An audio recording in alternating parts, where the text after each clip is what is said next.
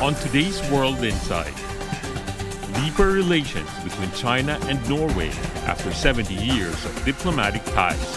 Just how deep, in the words of Norwegian Foreign Minister Espen Barth.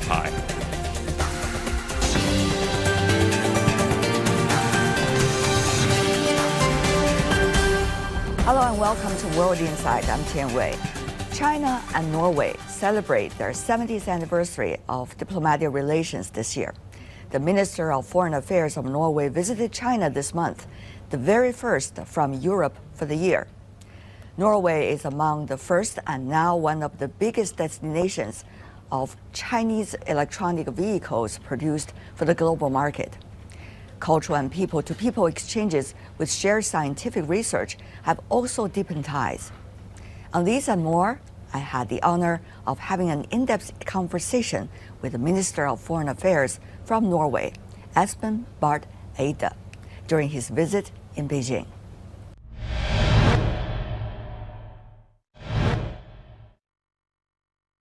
Norway has been working very hard on building consensus on some of the challenges we're facing globally. For example, climate change, biodiversity, and even some of the global hotspot issues. So, Mr. Minister, how do you see the prospect of working with China on these issues? First, I would like to say that cooperation with China on these issues is very good and progressing very constructively. And we cannot really solve these global issues without China, because China is 1.4 billion people. It's the second largest economy. It is present all over the world. So in every issue that matters, China has a role, and we are very happy to work with China on these issues. And you mentioned climate and biodiversity, and I would like to start by saying that I had an excellent cooperation with the Minister Wang, your environment minister, when he was president of the conference that gave us the nature agreement, the Kunming-Montreal Global Biodiversity Framework. He was the president, very able president, but then he selected a small group of ministers to work with him to help deliver a final result, and I was one of these ministers selected, and that was a really good experience. And I think the Chinese people should be proud of what you achieved, and this also fits very well with something which is high on President Xi's agenda, which is that China shall continue to grow, but now there's also a focus on the quality of growth, not only on the quantity of growth. That you are not only taking people out of poverty, but you also want to make sure that you have blue sky, clean lakes, clean rivers, take care of biodiversity. And I've noticed that after the successful completion of the Kunming-Montreal Global Diversity Framework, China's government has also set up to implement these promises globally. And that's one area. Another one is climate, where we have been working very closely with your climate envoy, Dr. Chie, who has been a good friend, but also a very active player in developing, what we managed now only a month and a half ago in Dubai, for instance. So we see the list of global challenges goes on, right, to ocean issues and to, air quality, environmental issues. How do you see China and Norway's efforts distinctively in dealing with these issues? For example, in electronic vehicles, I see these two countries are leading the way on the global landscape in terms of the number of production and also the wide use of EVs. Where do you see trends like these are leading us to in terms of cooperation? When it comes to electric vehicles, we are more on the consumption side. China is a major producer. We in Norway now, almost everybody who buys a new personal vehicle, buys an electric car. I think we're approaching 90%, and we expect that after next year there will be no fossil cars in sale. I mean, you have the old ones, of course, but no new fossil cars. Are you also driving a EV yourself? Well, actually, I am now being driven in a government car. They have not turned electric yet, but we're working on it. I see, interesting. Yes. But most people do. And why? Well, because we gave very good tax benefits. but we also made it very easy to use because we have a charging infrastructure all across the country. We gave certain privileges, that the toll roads had lower prices for electric cars, for instance. So people started choosing electric cars. Now it's the new normal. And in that market, key Chinese car manufacturers are very present. So cars like BYD, like Xpeng. China has smartly been, encounter some of these opportunities that emerge when the world decides to transition away from fossil fuels. Then you have to transition into something that has to be clean energy production, but also clean energy use. And that's why this EV, we have the highest penetration of EVs per capita anywhere in the planet. So that's an interesting relation to China. And I also see that when it comes to investments in energy transition, clean energy, China is really doing a lot in China itself, but also increasingly abroad. There are some kinds of sentiments. Oh, China once again is dominating the market. Would there be danger in the future if we don't have access to this and that? On the other hand, there's also, in my humble understanding, the so-called strategic competition between China and some other countries. And therefore, would this be used as a tool for geopolitics or geoeconomics? There's a lot of different questions in consumers' head. Yeah. So, as someone who is coming from a country cares so much about the environment and also cooperation in the field, what is your take as a foreign minister? Well, you see, I think we need to have two thoughts in our head at the same time. One is that we need to accelerate the transition from fossil to renewable and from linear waste culture to a more circular economic culture as fast as we can. And that in itself is an argument for extensive cooperation and for allowing those to do who does it best to win the market. And the other thought is that I think it's also fair for all of us, for China, Norway, Europe, US, anyone, that we make sure that no country has a monopoly of a technology or a critical resource, so that these technologies are shared and available in many countries and so on. But I think it's important. Norway is a country that very much believes in an open trading system. We were very happy, really happy, when China joined the World Trade Organization, which I think is now 23 years ago, and which really opened up to a phase of unseen globalization, where basically everybody could trade with everybody else, first in theory and then in practice because of the WTO. And now, as you correctly say, now we see markets closing in again. People are becoming more wary of where they buy their raw materials, their resources, their technology. So there is there's a certain return to a more divided world, which I think we should be careful about. MC13, as you know, the Minister of Commerce, their conference every 2 years is coming up later in February. Absolutely. There will be a lot of discussions about that, I'm sure. And I will be there because this is under my purview in Norway. I know it will be the Minister of Commerce from here, but there is. What's on your mind? Well, many things, but I'll highlight two. One is that there's a dispute settlement mechanism, which is actually one of the things that came in when what used to be a more Western organization called GATT became the WTO in 1995. And when it opened up to global membership, one of the things that came in then was a dispute settlement mechanism. Yeah, the appellate body. Exactly, appellate body. And here I think China and Norway agrees that we want to have that, live and functioning, whereas other countries have been holding back. So this will be a key topic, and I will see if we can be helpful to move that forward. Many economies of small and medium size are watching this very closely. Very closely. Without that, many trade cannot function, especially coming from those middle-sized economies. Yes, even very large countries like China needs a well-functioning rules-based trade order, but if you're a smaller country like Norway or Singapore, for instance, this is really important because we are not able to produce everything we consume ourselves. and the only path to sort of wealth is that we can produce and sell.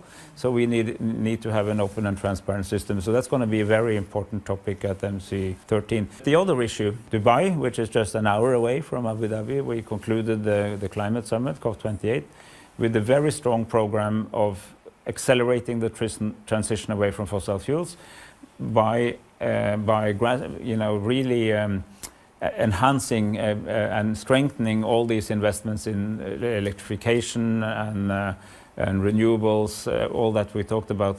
And we need to link that agenda also to the trade agenda, because we need to have a climate agenda and a trade agenda that is connected. And this is a good thing if we manage that, but it could also be a way to overcome some of the stalemates that we've been having in WTO by introducing sort of a new approach.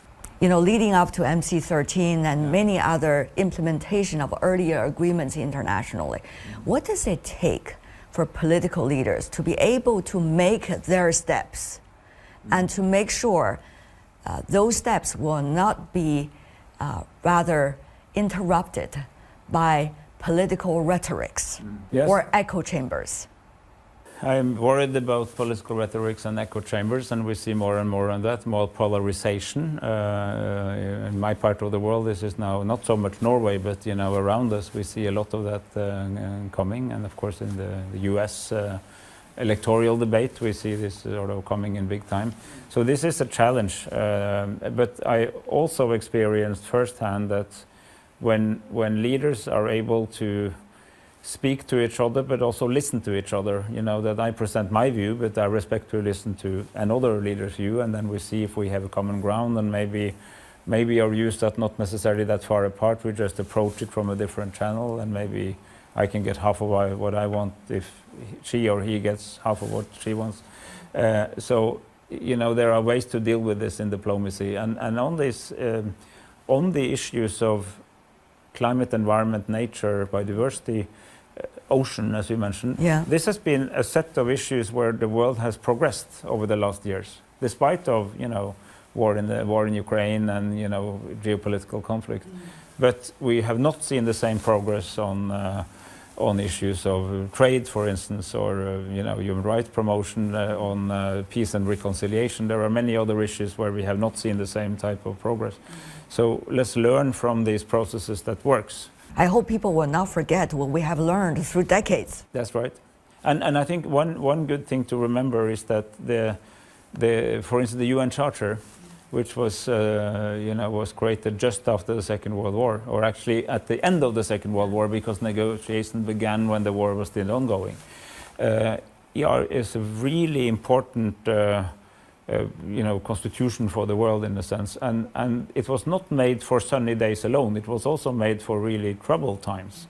And now that we are in troubled times, I think there's to go back to see what are the core principles that that you outlaw military aggression, for instance, that attacking and invading in other countries illegal. These things matter, and they matter particularly well now.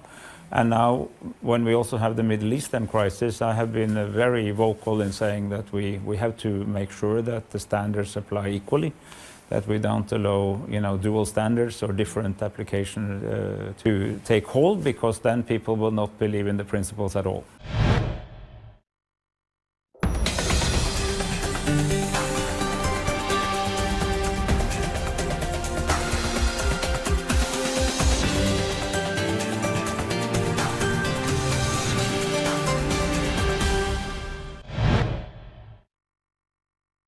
I see Norway has been very ardent in supporting international organizations that are still there in Gaza, trying to help people to be able to have at least the food.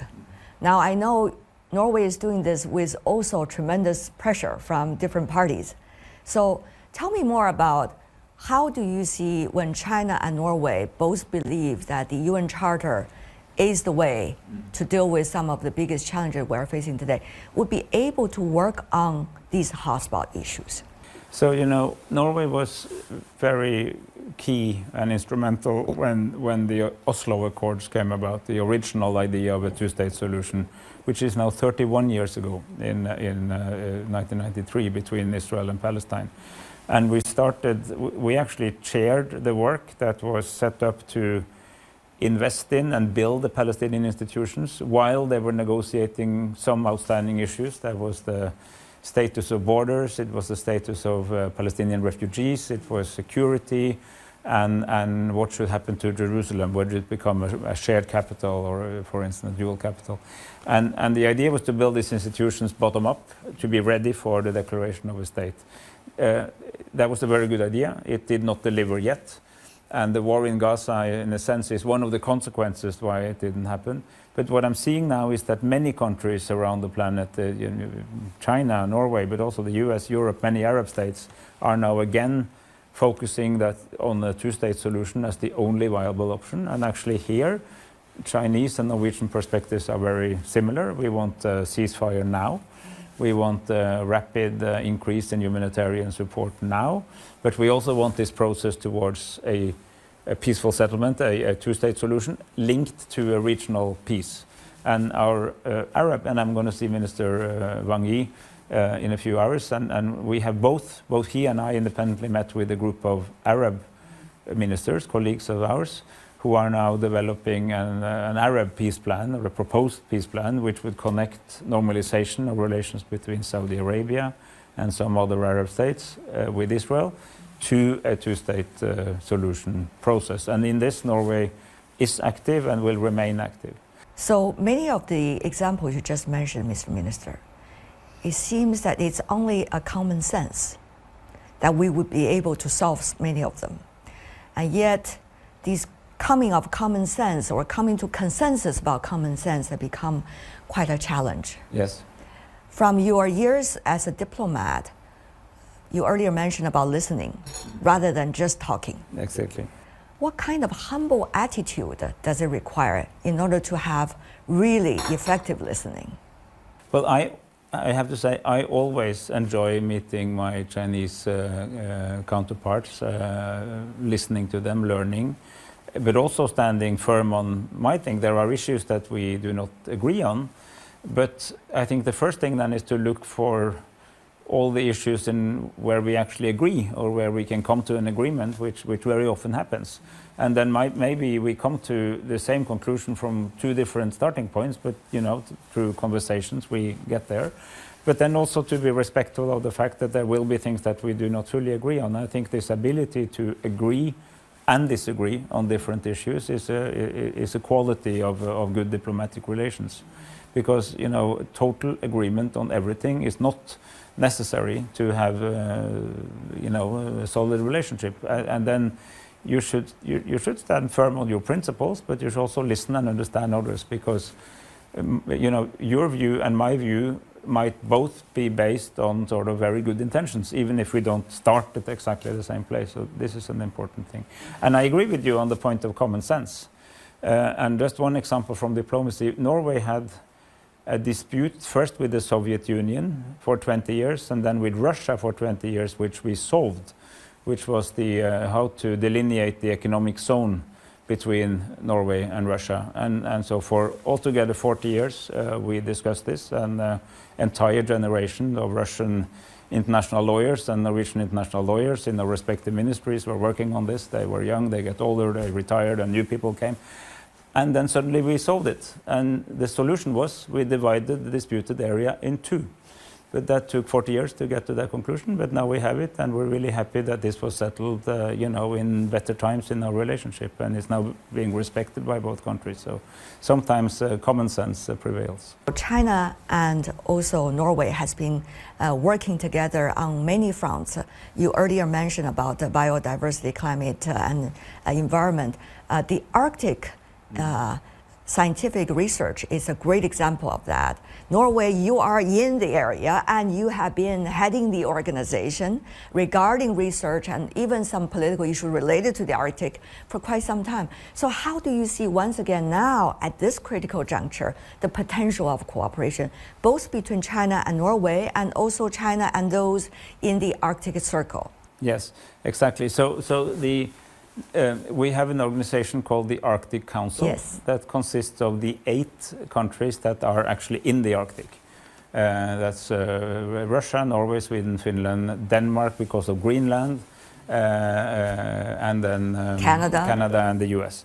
So that's the Arctic countries. And but then we have a second category of observers to the Arctic Council, because you have to be in the Arctic to be a full member.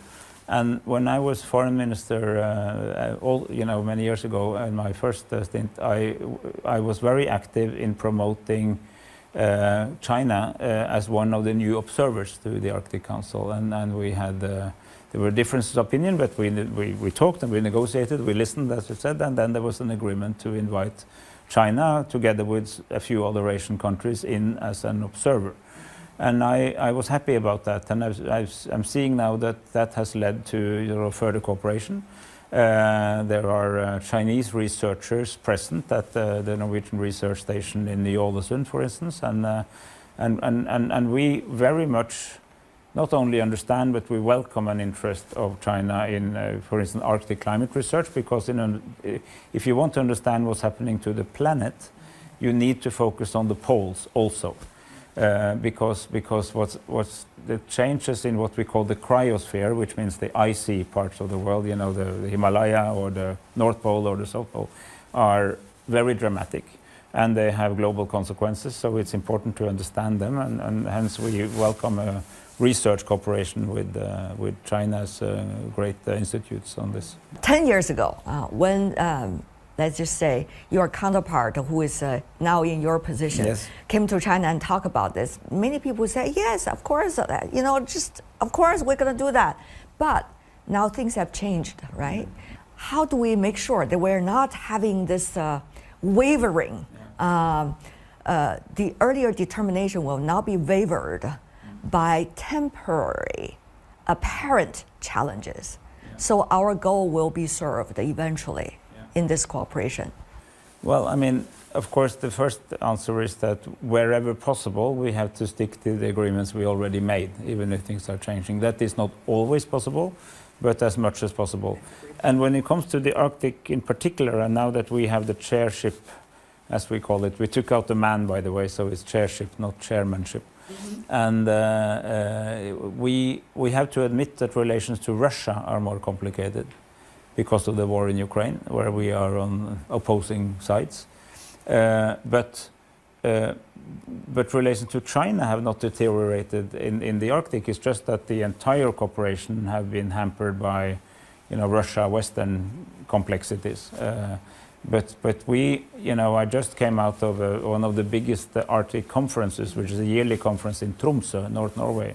And this is a place we'd like to see more Chinese presence as well, because it's a good place to exchange perspectives and views on Arctic questions. The other thing is about the people-to-people exchanges, the cultural exchanges.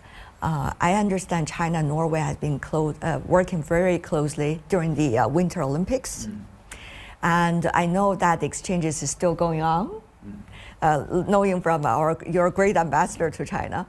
And I know there's tremendous curiosity in China, whether it's tourists or folks who want to know the outside world about Norway.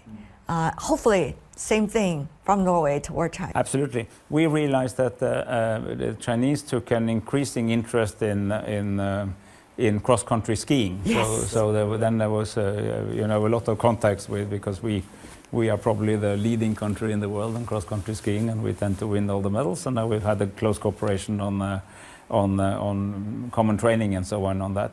And we hope to enhance the number of the mutual exchange of students as well.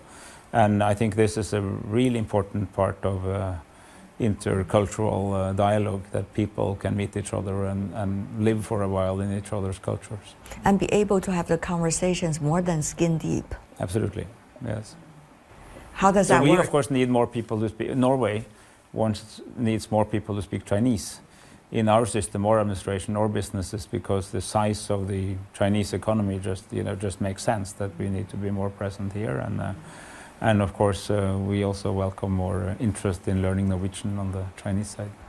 So many different people give descriptions about where we are in the world. You know, some say multipolar, which is usually the way the Chinese express it. Others say it is a re-globalization, for example, quoting Madam DG coming from WTO. There are different descriptions about this. What do you think is the nature of where we are now? It's an excellent question. I mean, I can start by saying what we are not. I mean, we are definitely not in a unipolar moment. That was a short while after the Cold War. Nor are we in a duopolar or bipolar world. There are too many actors, which would point towards multipolar. But some people also say a non-polar world. That is, it's not really established yet. So I think the safest thing to say is that we're in a transition into something that we don't really know.